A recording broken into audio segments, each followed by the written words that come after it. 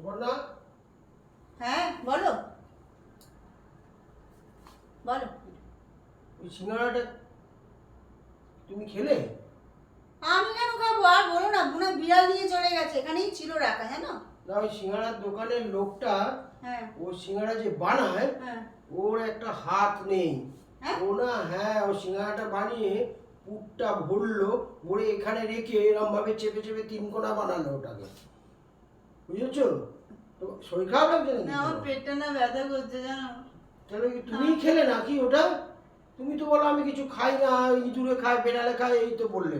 তাহলে কি তুমি খেলে ওটা? হ্যাঁ গো, সিঙ্গাড়াটা আমিই খেয়েছি। তাহলে তুমি বলো খাই না, তাহলে তুমি ওগুলো খেয়েছো।